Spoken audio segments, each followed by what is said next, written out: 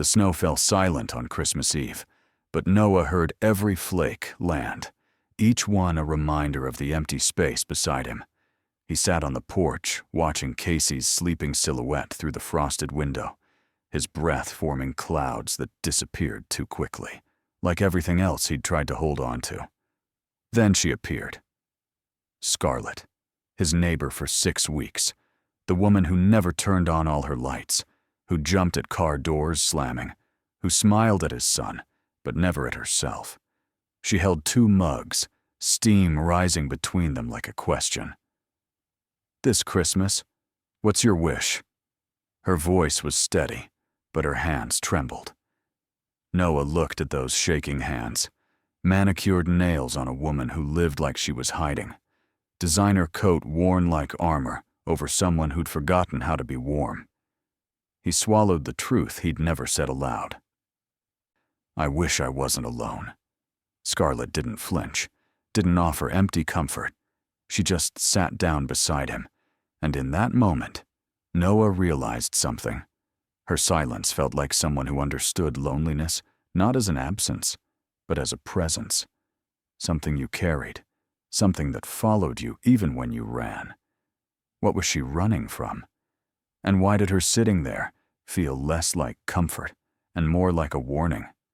6 weeks earlier, Noah Brennan had been measuring a cabinet frame in his workshop when he heard the moving truck next door. Through the window, he watched a woman step out of a black sedan, overdressed for their small Connecticut town, her cashmere scarf wrapped high enough to hide half her face. She moved quickly, scanning the street before hurrying inside. The driver unloaded only 3 boxes. 3. Most people arrived with furniture, photo albums, the accumulated weight of a life lived. This woman arrived like someone who'd left everything behind on purpose. Noah wiped sawdust from his hands and walked over, carpenter's instinct pulling him toward something that needed fixing. She was struggling with a box marked fragile when he cleared his throat. She spun around, eyes wide, body tensed like she was ready to run. "Sorry," he said, raising his palms. "I'm Noah, next door. Thought you could use a hand." She studied him for 3 long seconds, and he could see her deciding whether to trust or flee. Finally, she nodded. "Scarlett." No last name. No explanation. Just a single word dropped between them like a test. They carried boxes in silence. Noah noticed things. The way she positioned herself with her back, never to a window. The way she flinched when a car backfired 2 streets over. The way her hands, despite the expensive manicure, had small scars along the knuckles, the kind you got from hitting something hard or being hit. When they finished, she thanked him with a politeness that felt rehearsed, like a line from a script she'd memorized long ago. As he turned to leave, his 7-year-old son Casey appeared on their porch, holding a wooden airplane Noah had carved. "Dad, can I show her?" Casey called out. Before Noah could answer, Scarlett's entire demeanor shifted. Her shoulders dropped half an inch. Her smile, for the first time, reached her eyes. "Is that yours?" she asked Casey, crouching to his level. Casey nodded, launching into an explanation about how his dad made it from maple wood, how it could almost fly if you threw it right. Scarlett listened like Casey was telling her the secrets of the universe, not rambling about a toy plane. When Casey finished, she said quietly, "Your dad must be very patient." Something in her voice made Noah think she was talking about more than woodworking. That became their pattern over the next 6 weeks. Casey would spot Scarlett in her yard and race over with something to show. A drawing, a rock he'd found, a story about school. Scarlett would listen with an attention so complete it made Noah's chest ache. His son had been only 4 when his wife, Angela, died from an aneurysm that gave no warning, no chance for goodbye. For 3 years, Casey had been learning to live with absence. Now here was Scarlett, offering presents without asking for anything in return. Noah started finding excuses to be outside when she was. He fixed her porch railing without being asked. She baked banana bread that appeared on his doorstep, with a note that said simply, "Thank you." No signature needed. The evening before Thanksgiving, Noah was raking leaves when Scarlett emerged, wearing an oversized Yale sweatshirt and jeans that looked new, like she was trying on someone else's life. "That's a lot of leaves," she said, almost shyly. He shrugged. "Comes with the trees." She picked up the spare rake leaning against the fence. For 20 minutes, they worked side by side, the scrape of metal on concrete the only sound between them. When they finished, she looked at the pile they'd made and said, "I haven't done something this normal in a very long time." Before he could ask what she meant, Casey burst through the door, yelling about a show he wanted to watch, and the moment dissolved. Thanksgiving came and went. Noah cooked turkey for two, Casey's empty chair across from him feeling less empty than it used to, because he kept thinking about Scarlett next door, probably eating alone. He'd invited her to join them, but she'd declined with that same rehearsed politeness. "I don't want to intrude," she'd said, though her eyes suggested she wanted exactly the opposite. The Friday after Thanksgiving, Casey asked the question Noah had been avoiding. "Why doesn't Scarlett have any family?" They were building a birdhouse together, Casey holding the pieces while Noah nailed them. Noah chose his words carefully. "Sometimes people need to start over. Be somewhere new." Casey considered this, his small face serious. "Like when you deleted my game because it was broken, and we had to start from level 1? Noah smiled despite himself. "Something like that, buddy." Casey hammered a nail with intense concentration, then looked up. "I like her, Dad. She listens different than other grown-ups." Noah knew exactly what his son meant. Most adults listened to Casey with half their attention, waiting for him to finish so they could respond. Scarlett listened, like she was memorizing every word, storing them somewhere safe. It was the listening of someone who knew what it meant to not be heard. December arrived with the first real snow. Noah started his truck one morning to find a scraper on his windshield. Scarlett's, left there sometime before dawn. He returned it that evening with a thermos of coffee. She opened the door in reading glasses and a sweater, with a small moth hole near the hem, looking more relaxed than he'd ever seen her. "You didn't have to," she said, but she took the thermos. "You didn't have to scrape my windshield," he replied. She smiled, and for a moment neither of them moved, standing in the doorway with cold air rushing between them. Finally, she stepped back. "Would you like to come in?" Her house was barely furnished. A couch, a lamp, books stacked in corners because she had no shelves, no photographs on the walls, no personal touches that said who she was or where she'd been. Noah noticed what was missing more than what was there. "I'm working on it," she said, following his gaze. "It's perfect," he lied, and they both knew it. She poured his coffee into 2 mugs, expensive ceramic that didn't match anything else in the sparse kitchen. They sat at her breakfast bar, knees almost touching, and talked about nothing important. The weather, the town, Casey's obsession with space. But beneath the mundane words, something else was being said. She told him she worked remotely doing consulting, but never said for whom. He told her about losing Angela, but not about the nights he still reached for her side of the bed. When Casey's bedtime came and went, Noah stood to leave. Scarlett walked him to the door, and in the threshold, she touched his arm. Just briefly. Just enough. "Thank you," she said.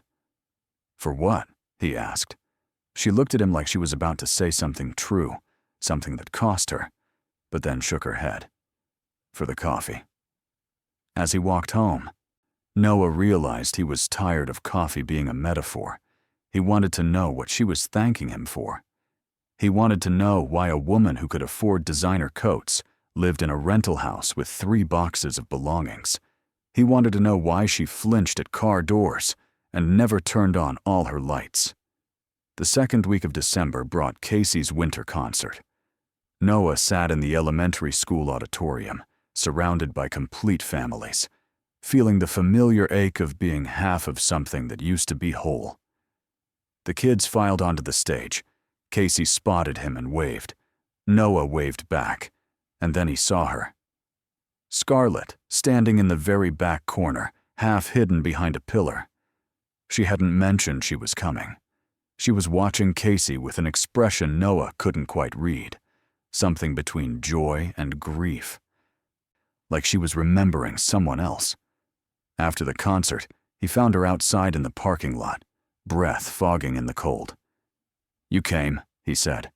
She turned, startled, then softened. "I hope that's okay. Casey mentioned it last week, and I just thought." She stopped herself. Noah stepped closer. "It's more than okay."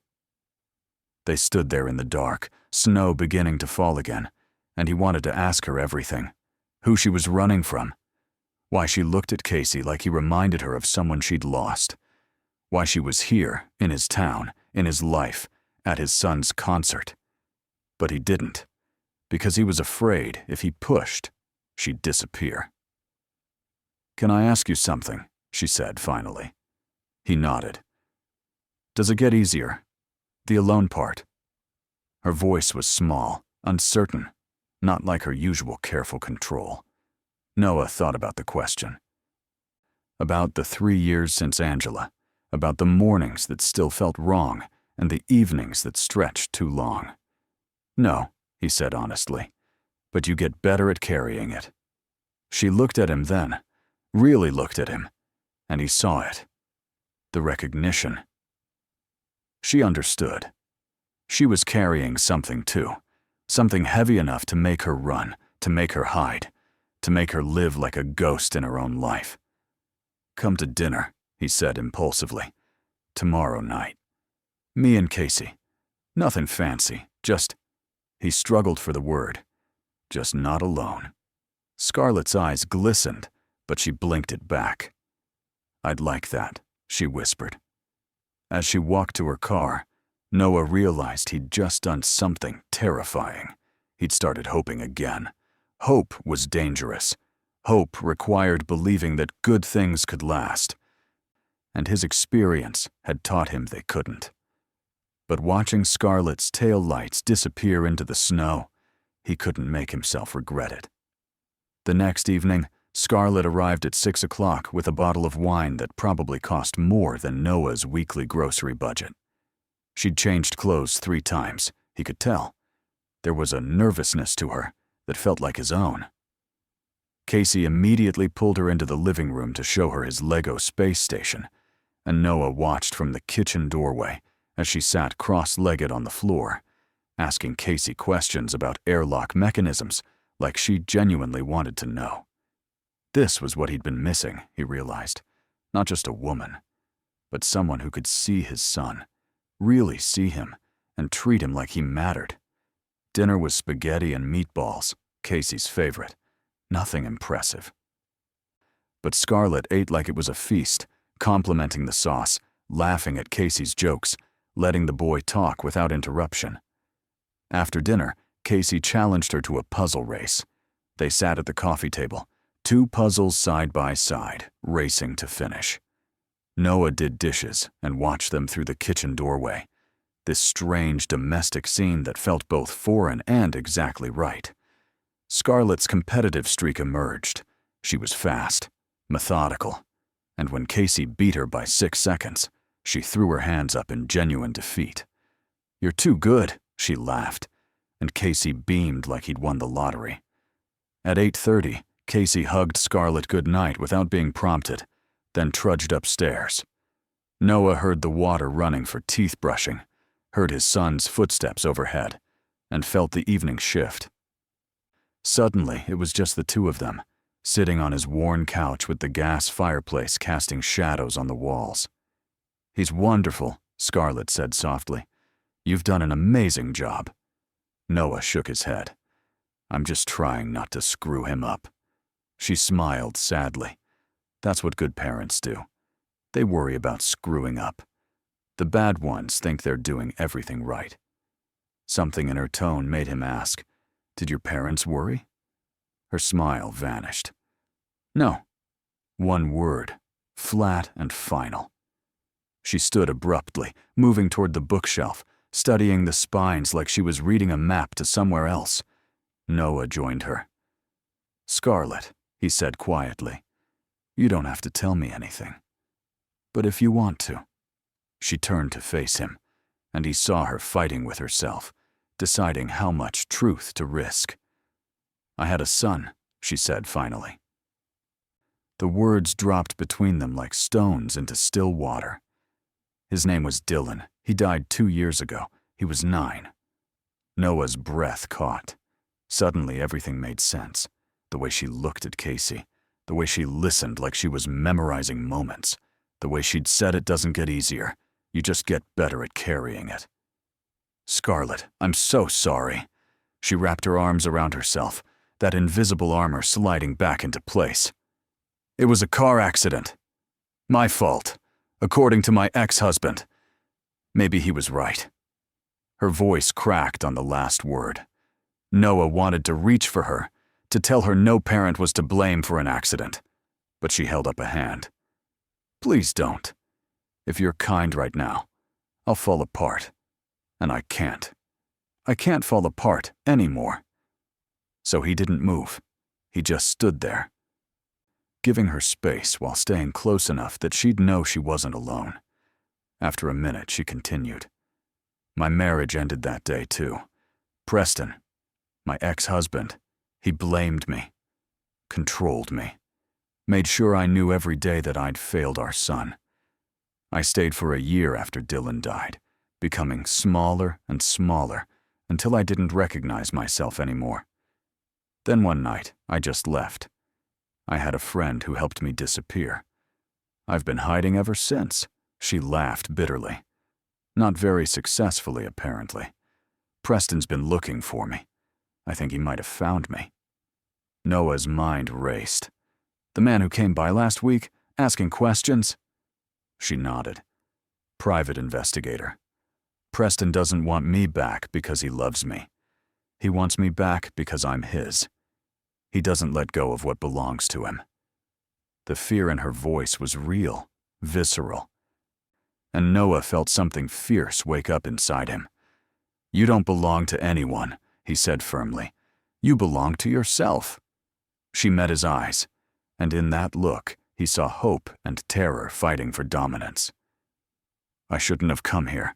I shouldn't have let Casey get attached. I shouldn't have—" She stopped, but Noah heard the rest. "I shouldn't have let myself feel anything." "But you did," he said gently. "And I'm glad you did." She looked at him like he'd said something in a foreign language. "Why?" she whispered. "Because," he said, taking a careful step closer. "For the first time in 3 years, my son has laughed at dinner every night this week. For the first time since Angela died, I've wanted to come home. You think you're broken, Scarlet, but you're not. You're just hurt. There's a difference." She shook her head, tears finally spilling over. "You don't know what you're saying. Preston will destroy anything I touch. If he finds me here, if he knows about you and Casey." Noah did something then that surprised them both. He reached out and took her hand, the one with the scarred knuckles, the one that had been trembling that first day they met. "Let him try," he said quietly. Scarlett stared at their joined hands like she couldn't believe they were real. Then she pulled away, grabbing her coat. "I have to go." She was out the door before Noah could stop her, leaving behind her wine glass and the puzzle she hadn't finished. He stood in his living room, heart pounding, realizing he'd just crossed a line he couldn't uncross. He'd just told a woman he barely knew that he'd stand between her and whatever was chasing her. He'd just promised to fight for someone again. And the scariest part was, he meant it. The days before Christmas blurred together. Scarlett avoided him, ducking inside whenever she saw him, not answering her door when Casey knocked. Noah gave her space, but Casey didn't understand. "Did I do something wrong?" his son asked one evening, staring at Scarlett's dark house. "No, buddy," Noah assured him.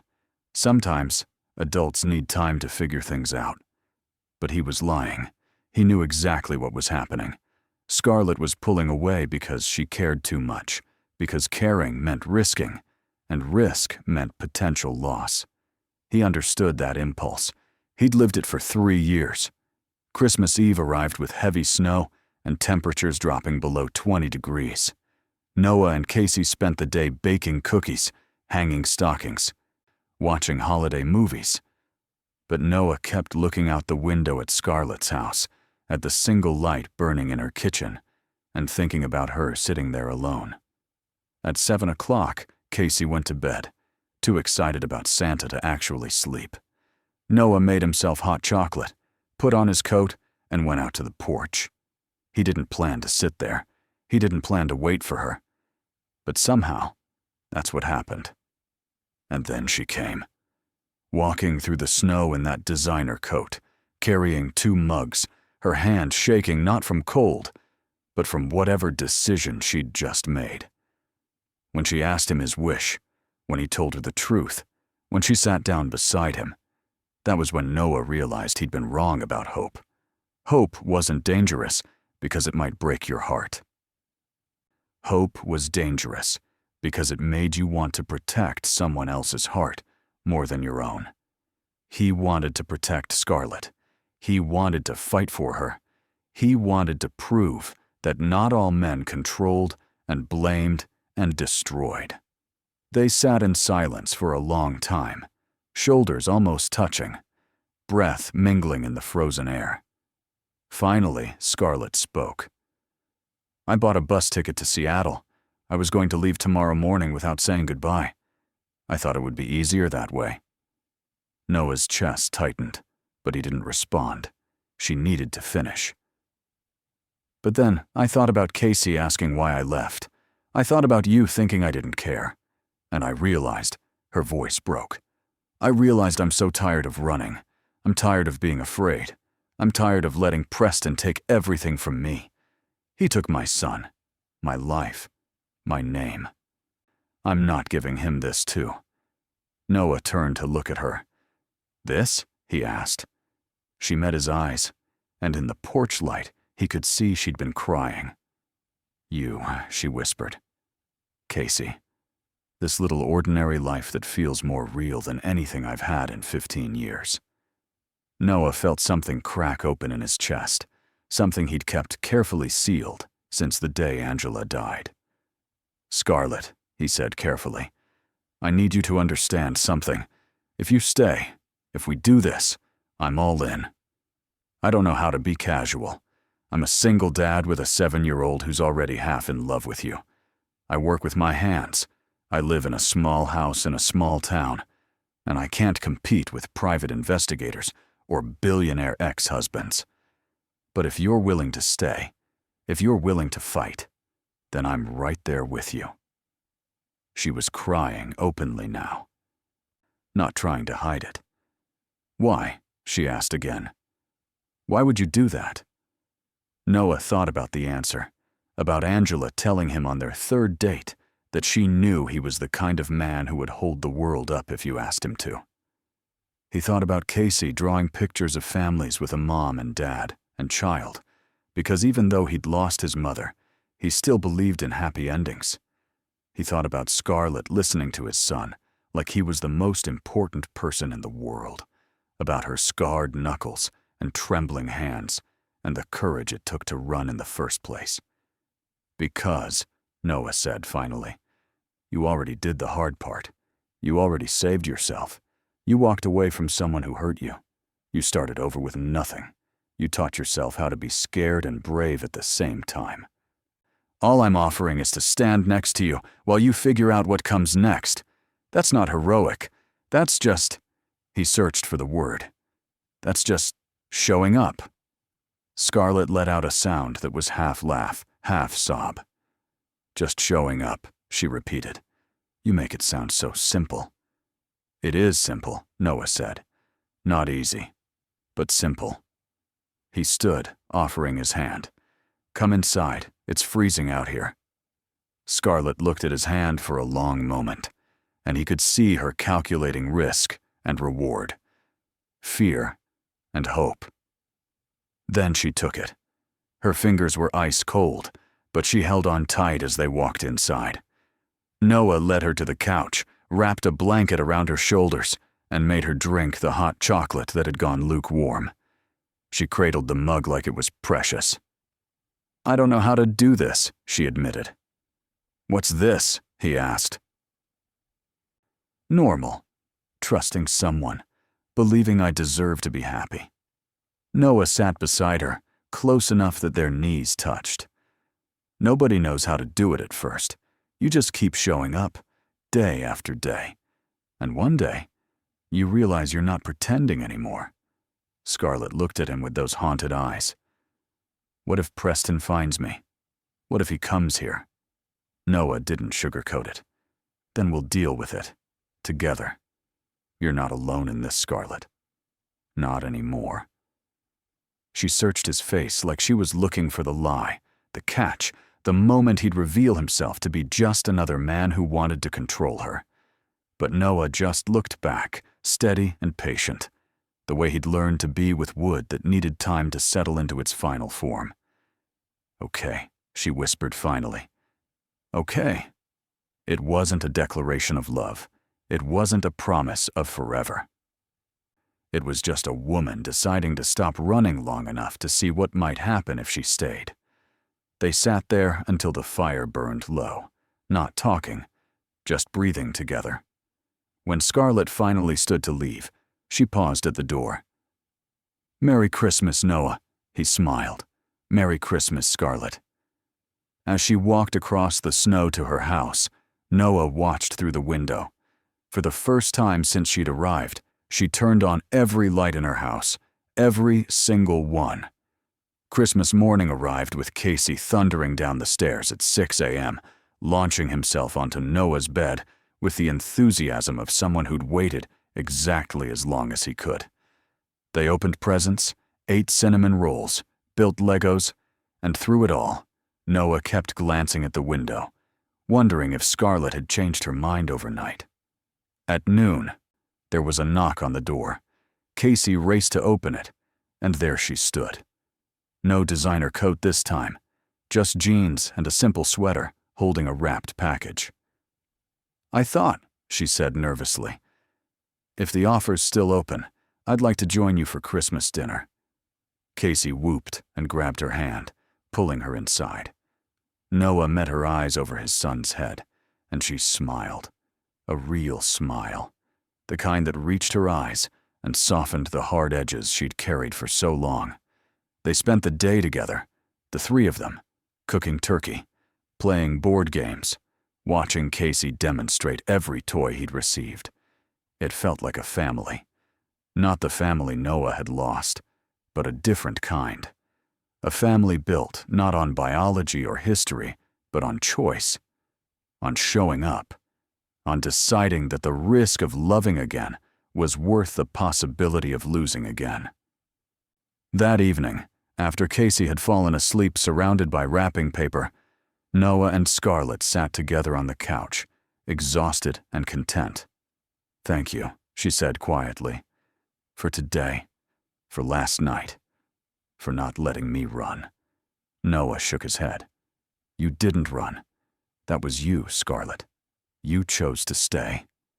She leaned her head on his shoulder, tentative, testing. He didn't move, just let her settle there, let her feel safe.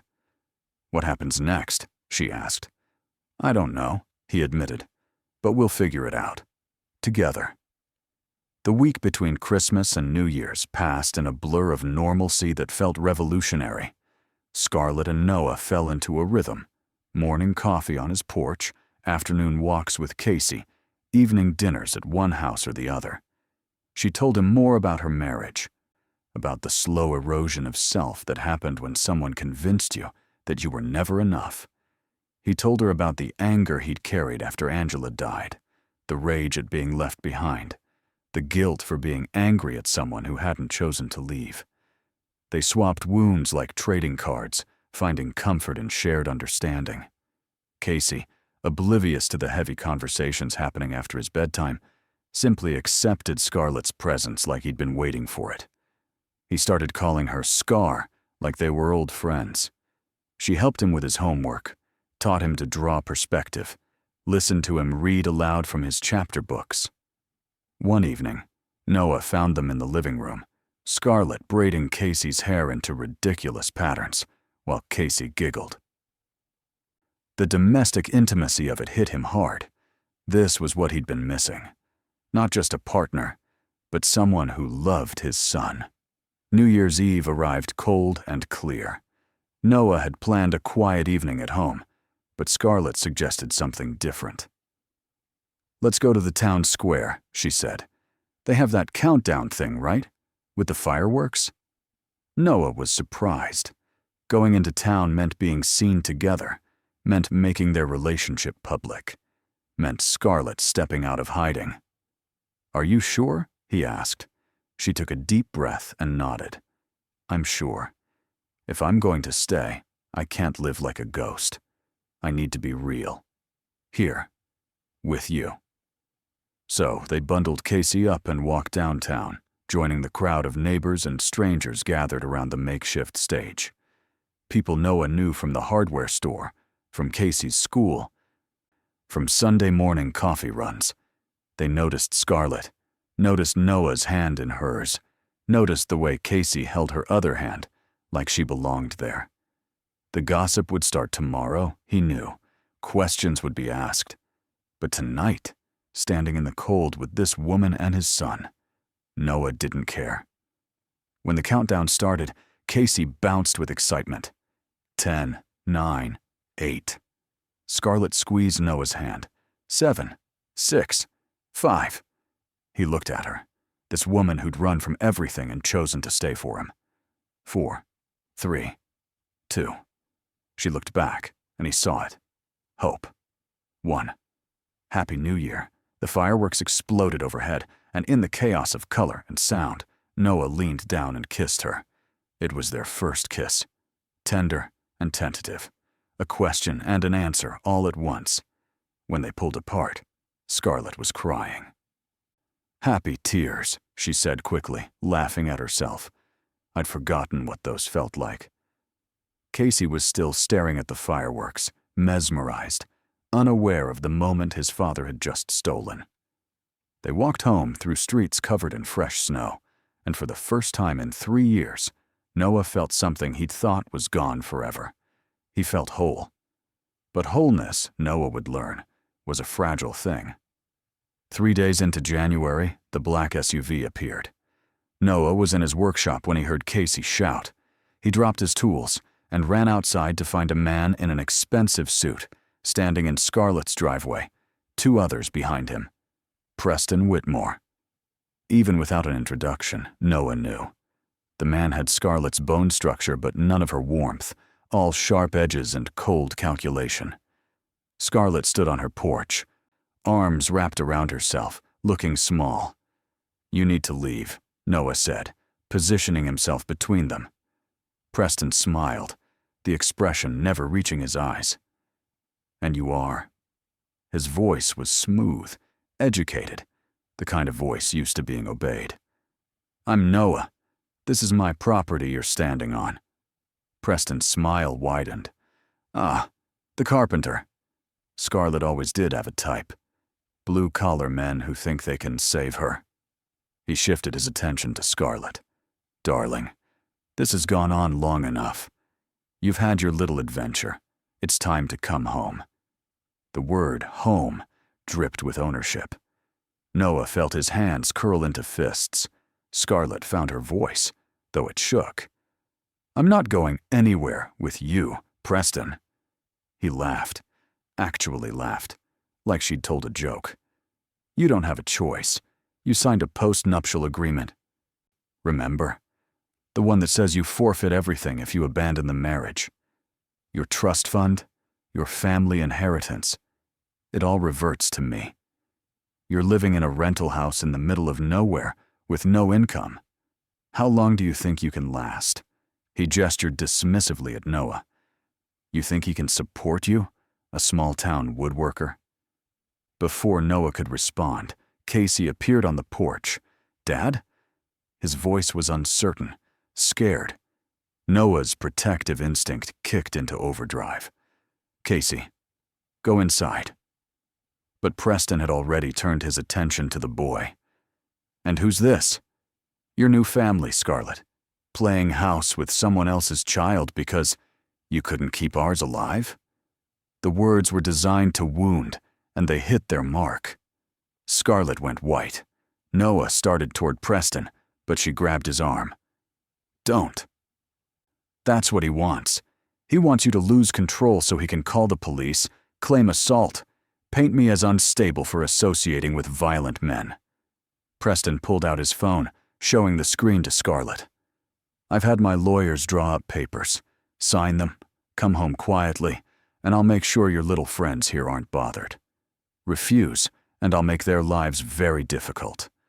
I have resources you can't imagine. I can make problems appear. Code violations, tax audits, CPS investigations."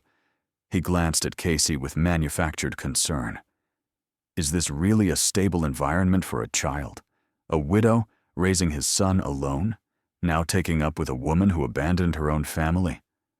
Noah felt cold rage settling in his chest. This was what Scarlet had been running from. Not just a controlling husband, but a man who weaponized everything. Love, law, money, even grief. Preston was offering a choice that wasn't really a choice at all. Stay and watch Noah and Casey suffer, or leave and spare them. It was extortion dressed up as civility. "You have 24 hours to decide," Preston said, pocketing his phone. "I'm staying at the Hartford Marriott, room 412. He handed Scarlet a business card like they were discussing a merger, not a marriage. "Don't make this uglier than it needs to be." After Preston left, Scarlet collapsed onto her porch steps, shaking. Noah sat beside her, Casey hovering uncertainly behind them. "He's bluffing," Noah said, but even he could hear the uncertainty in his voice. Scarlet shook her head. "He never bluffs. He'll do exactly what he said. He'll destroy you, destroy Casey's life, and he'll make sure I watch." She looked at Noah with devastation in her eyes. "I have to go. I have to go back. There's no other way." "No." Casey's voice was small but fierce. They both turned to look at him. "I'm 7, but I'm not stupid. That man is bad. Mom used to tell me about bad people who pretend to be good. She said you know them because they make you feel small. He makes you feel small, Scarlet. That means he's bad." Out of the mouths of babes, Noah thought. His son had just articulated what they all knew, but Scarlet had been conditioned to accept. "Casey's right," Noah said firmly. "You're not going back. We'll fight him." Scarlet laughed bitterly. "With what?" "You heard him, Noah. He has lawyers, money, connections. What do we have?" Noah thought about that question. What did they have? A carpenter's income, a rental house, a small town in Connecticut. But they also had something Preston Whitmore had never had. "We have the truth," Noah said, "and we have people who care about what's true." Scarlet looked at him like he was naive. Truth doesn't matter when the other side can afford to lie louder. Maybe she was right. Maybe he was being foolish. But Noah had learned something in the 3 years since Angela died. When everything was taken from you, you discovered what actually mattered. And what mattered was fighting for the people you loved, even when the odds were impossible. That night, Noah made calls. He called his brother, a public defender in Boston. He called Angela's best friend, who worked for a nonprofit that helped domestic abuse survivors. He called the pastor at the community church, who knew everyone in town and had connections to local media. He called his contractor, Buddy, who'd once worked on a project for a civil rights attorney. He pulled every thread he had, and it wasn't much, but it was something. While he made calls, Scarlett sat at his kitchen table, writing. She was documenting everything: dates, incidents, the recording she'd made of Preston verbally abusing her after Dylan's funeral, the hospital records from when she'd fallen downstairs 3 times in 1 year.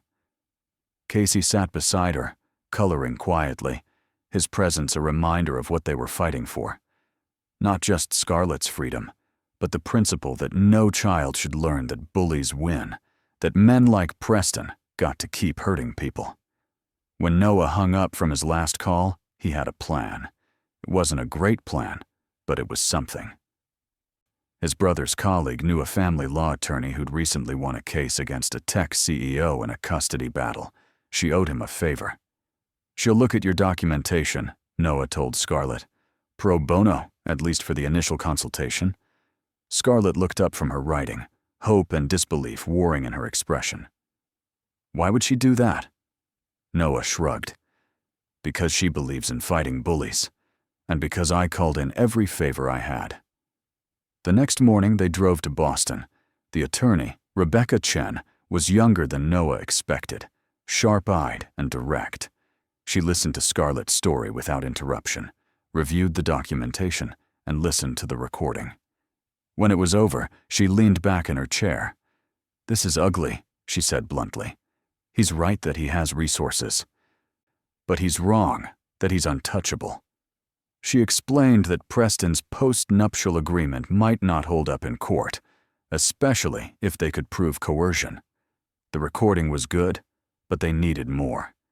They needed witnesses, patterns of behavior, proof that Preston had systematically isolated and controlled Scarlett. "Do you have friends from before?" Rebecca asked. "People who knew you before you married him?" Scarlett shook her head. "He made sure I lost touch with everyone.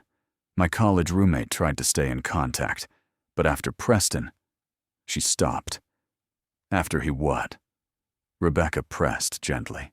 Scarlett swallowed hard. "After he showed up at her workplace and suggested her employer might want to know about some youthful indiscretions. She stopped taking my calls. He did that to everyone who tried to stay close. He called it protecting our privacy." Rebecca made notes. "That's good. That's a pattern we can use. What about from your marriage? Household staff? Friends of his you spent time with?" Scarlett considered. "His business partner's wife, Melissa. She was kind to me. She noticed things. But she'd never testify against Preston. Her husband's company depends on him." Rebecca smiled grimly. "Let me worry about that. You'd be surprised who's willing to tell the truth when they realize they're not alone." Over the next 2 hours, they built a strategy. It wasn't guaranteed to work. Family law was messy, and men like Preston knew how to manipulate the system.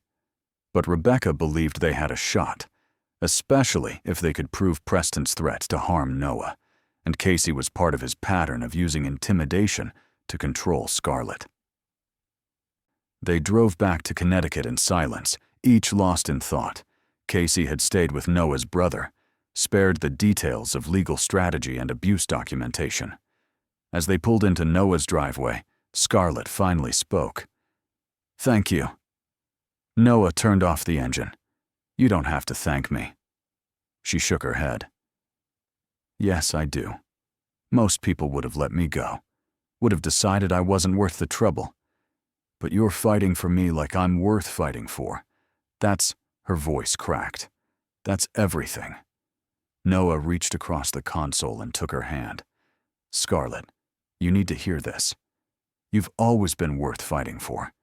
Preston convinced you otherwise, but he was lying. You're smart, strong, brave, and kind. You're an amazing mother who lost her child to tragedy, not negligence. You're a woman who walked away from everything comfortable because staying meant losing yourself. That's not weakness. That's the strongest thing I've ever seen anyone do." Tears streamed down her face, but she didn't look away.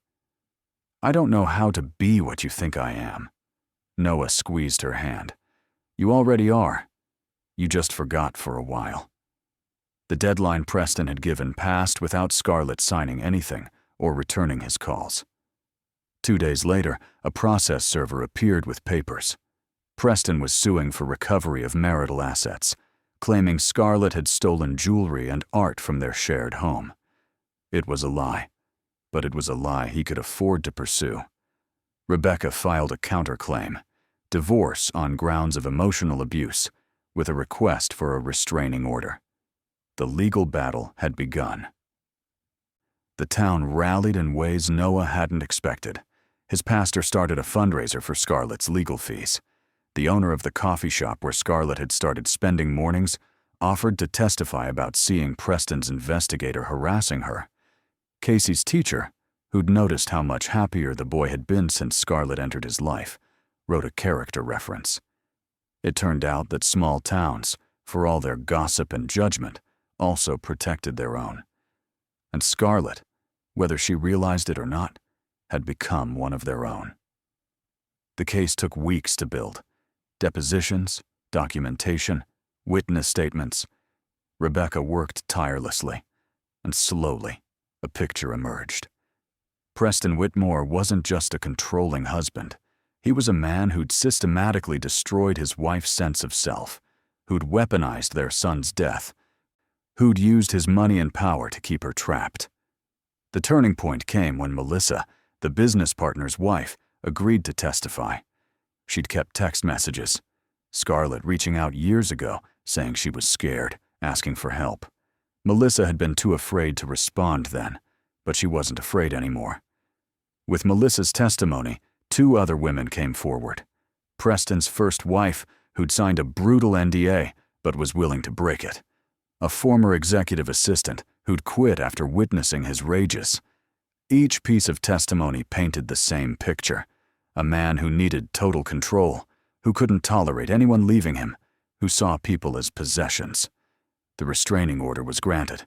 Preston was ordered to stay away from Scarlett, from Noah, from Casey. He appealed, of course. Men like him always did. But for the first time since she'd run, Scarlett could breathe. She could sleep without jumping at every sound. She could walk through town without scanning for black SUVs. February arrived with a cold snap that froze the lake solid. Noah took Scarlett and Casey ice skating, and watching her laugh as she wobbled on rental skates, he realized something. He loved her. Not in the safe, comfortable way he'd loved Angela. The love of shared history and gradual building. This was different, fiercer. The love of choosing someone despite impossible odds. The love of seeing someone at their most broken and deciding they were still whole. That evening, after Casey went to bed, Noah and Scarlett sat by the fire. She was reading, her legs tucked under her, wearing one of his old sweatshirts because she'd gotten cold. It was ordinary, domestic, perfect. "Scarlett," he said. She looked up. "I love you." She froze, book forgotten. "Noah." He held up a hand. "You don't have to say it back. I just need you to know. I love you. I love how you listen to Casey like he's the most important person in the world. I love how you're learning to take up space again. I love your strength and your fear and your determination to be better than what happened to you. I love you." Scarlett set down her book, stood, and crossed to where he sat. She cupped his face in her hands, those scarred knuckles gentle against his skin.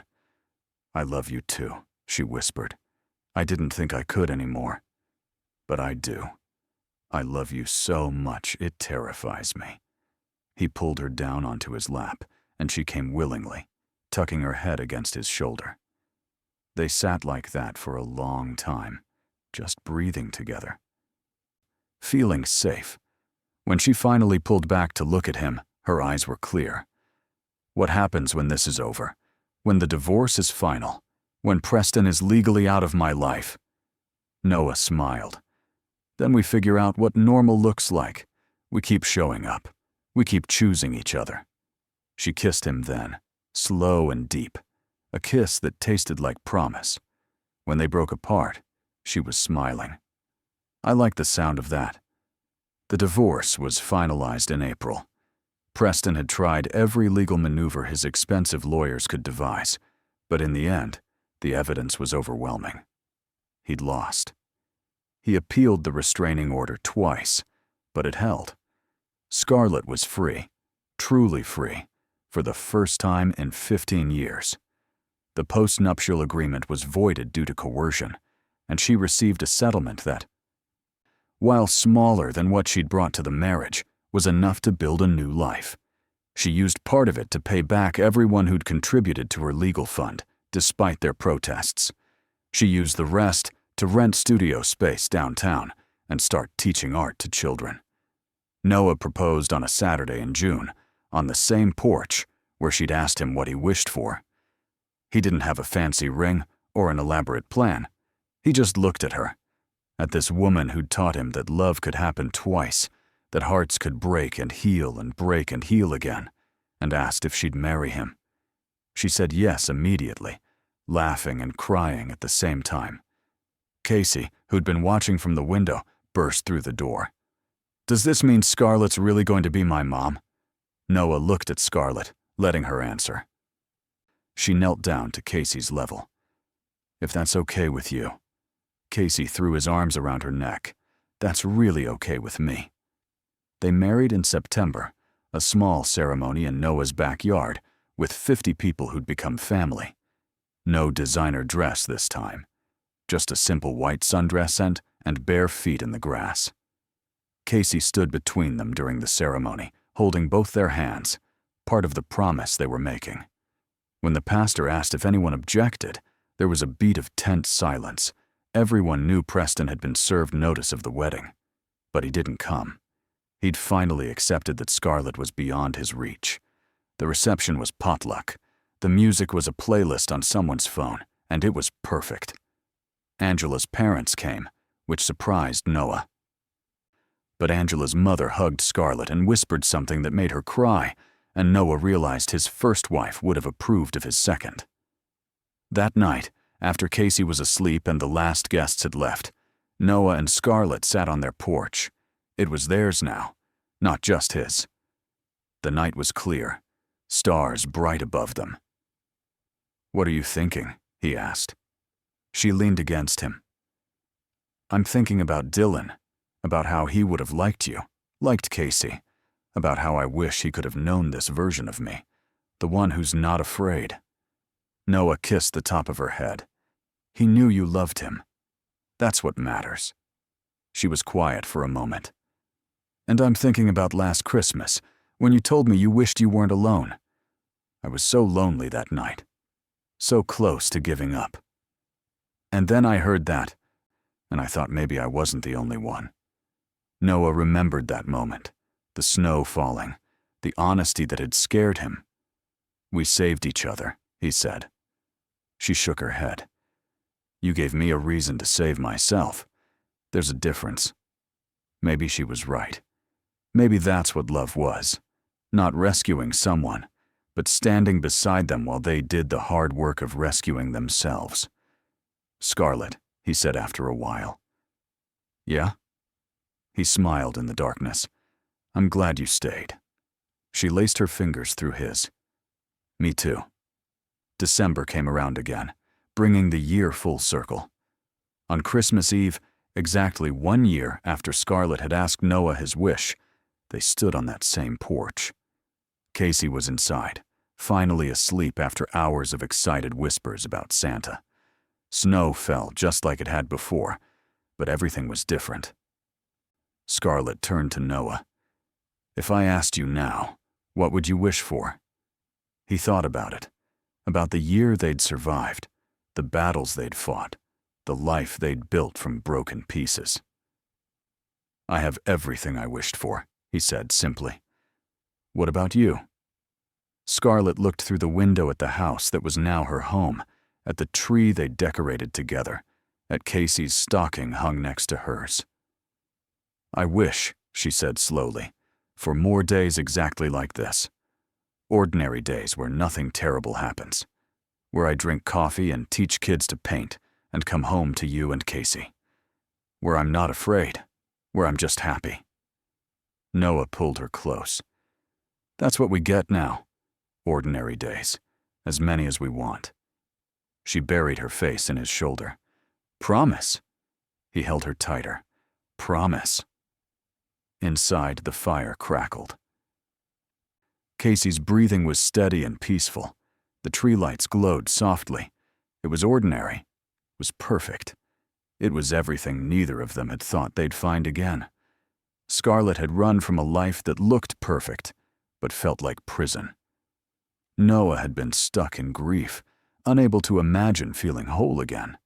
And somehow, impossibly, they'd found each other. Two broken people becoming stronger at the broken places. "Merry Christmas, Noah," Scarlet whispered. He smiled into her hair. "Merry Christmas, Scarlet." They stood there in the snow, holding each other, no longer alone. Just two people who'd wished for something simple and found it. Not in grand gestures or dramatic rescues, but in the quiet, steady act of showing up. Day after day, year after year, together. And that, Noah thought as he looked at his wife, was the best kind of miracle. The kind you built yourself, one ordinary day at a time. The kind that started with honesty on a snowy Christmas Eve. The kind that began with admitting you were alone and ended with realizing you never would be again.